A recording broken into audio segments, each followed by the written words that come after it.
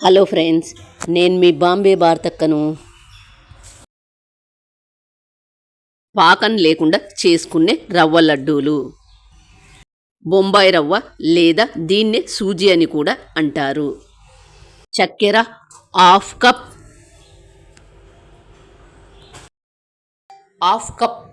చక్కెర తీసుకొని ఒక మిక్సీ జార్లో వేసుకొని మెత్తగా మిక్సీ చేసుకుందాం. చక్కెరని ఇలా మెత్తగా మిక్సీ చేసుకోండి. జీడిపప్పు, బాదం పప్పు కలిపి పావు కప్ తీసుకోండి. నెయ్యి 3 టేబుల్ స్పూన్స్, కాచి చల్లార్చిన పాలు 3 టేబుల్ స్పూన్స్. గ్యాస్ ఆన్ చేసుకొని మందంపాటి గిన్నె పెట్టుకోవాలి. నెయ్యి వేసుకొని రవ్వను వేసుకొని సన్నటి మందం మీద వేయించుకోవాలి. సన్నటి మంట మీద రవ్వను బాగా వేయించుకోవాలి. మంచి వాసన వచ్చేంత వరకు వేయించుకోవాలి. రవ్వ వేయించడానికి 5 నిమిషాలు పడుతుంది.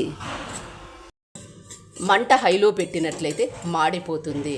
కాబట్టి మంట సిమ్ములో పెట్టుకొని వేయించుకోండి.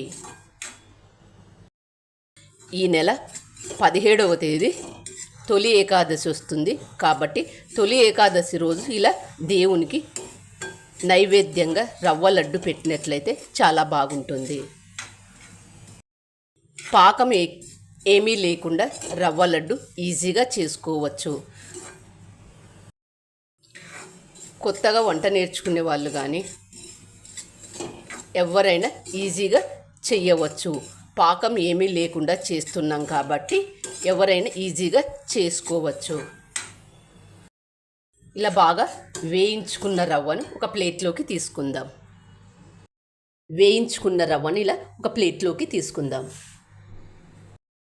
అదే ప్యాన్లో మరొక 2 టేబుల్ స్పూన్లు నెయ్యి వేసుకొని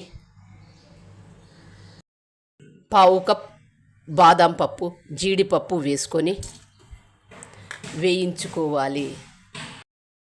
ఏమాత్రం మాడిపోకుండా వేయించుకోండి. పూర్తిగా చల్లారిన రవ్వలోకి మెత్తగా మిక్సీ చేసుకున్న చక్కెర పొడిని వేసుకొని వేయించుకున్న డ్రై ఫ్రూట్స్ను ఇందులో వేసుకొని నెయ్యితో సహా ఇందులో వేసుకొని అంతా ఒకసారి బాగా కలుపుకొని కాచి చల్లార్చిన పాలు కొద్ది కొద్దిగా వేసుకుంటూ లడ్డూల్లాగా చుట్టుకోవాలి. ఇలా లడ్డూల్లాగా చుట్టుకోవాలి. చూడండి ఎంత బాగా వచ్చాయో లడ్డూలు. ఇలాగే మిగతా వాటన్నింటిని కూడా చేసుకోవాలి. పాకం లేకుండా రవ్వ లడ్డు ఎంత ఈజీగా చేసామో కదా, మీరు కూడా ఇలాగా చేసుకోండి. చూస్తుంటేనే నోరూరుతున్నాయి కదా, ఇంకెందుకు ఆలస్యం, మీరు కూడా తప్పక ట్రై చేయండి. మీకు ఎలా వచ్చిందో నాకు కామెంట్ చేసి చెప్పండి. నా ఛానల్ కొత్తగా చూసేవాళ్ళు సబ్స్క్రైబ్ చేసుకోండి. చూడండి రవ్వ లడ్డు ఎంత ఈజీగా చేసుకోవచ్చు. Thank you for watching.